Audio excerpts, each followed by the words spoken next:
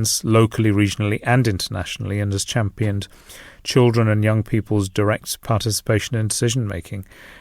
Chris, really lovely to have you on this morning's programme. Thank you for joining us on Weekend World.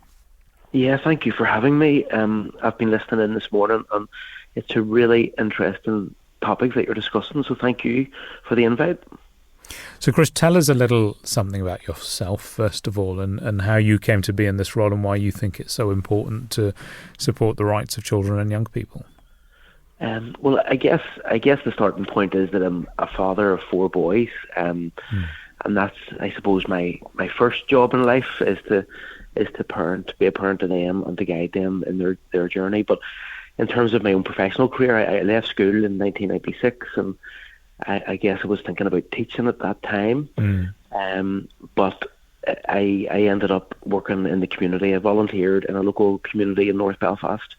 And at that time, Belfast was pre-Good Friday Agreement, so there was violence on the streets, and a big part of my job was giving young people an alternative to getting involved in sectarian street violence.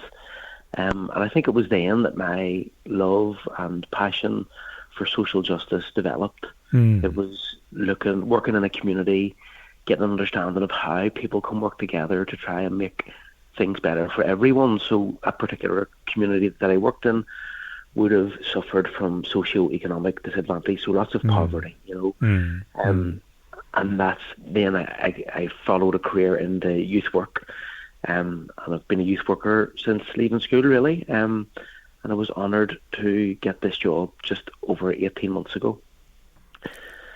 Incredible. And I mean, you've touched on something that is so important, because when we think about children's life chances and opportunities to be able to develop, and opportunities to get a good education and to be able to fulfill their own potential, poverty is something that has the potential to really hamper a child's rights in that respect.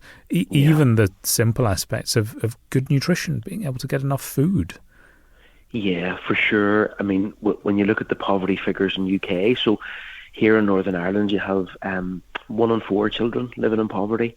I think in England you're looking at maybe almost 1 in 3 children, and it's similar figures in Wales. And then in Scotland, it's about 1 in 5 children living in poverty. But you're absolutely right.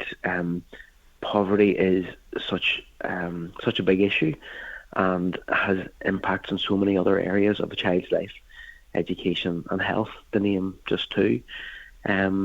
So I believe that it's really it angers me. I think that's fair to say, that we have people living in poverty in 2025 in the UK. It just shouldn't happen. And I suppose that's when I was listening to the discussion this morning around the UN Convention on the Rights of the Child, and how amazing that document is. So that treaty, as your speakers had commented earlier, it's the most internationally ratified human rights treaty in the world.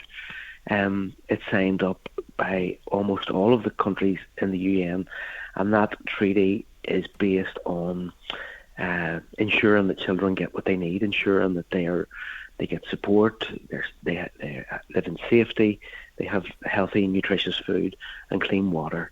And these things aren't big asks; these are basic necessities. So I believe that treaty needs to be fully incorporated into domestic law. So they've done this in Scotland recently. There was a bill passed through the Scottish Parliament, and this would be that issue is, I suppose, my big priority during my term as Commissioner in Northern Ireland.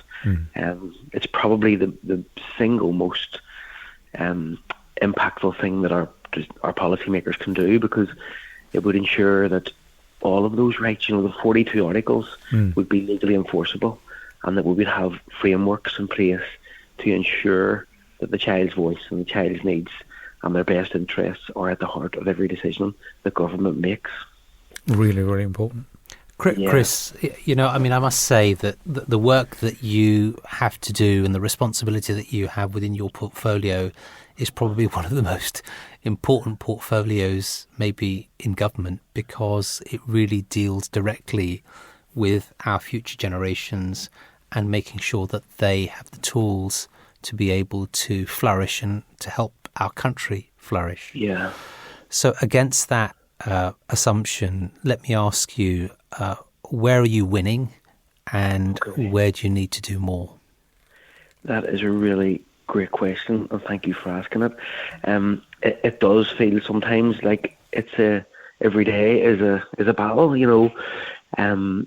Every day my office and I encounter really severe violations of children's rights, and those issues are quite broad, you know. I think one of the biggest issues that we grapple with is around education, and in particularly special educational needs.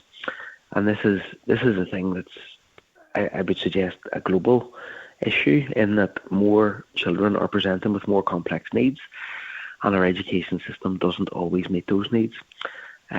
Big issues. Your caller previously mentioned mental health, and mental health. As long as I've been involved in youth work, mental health has been another key issue. You know, one of the issues that young people talk about the most.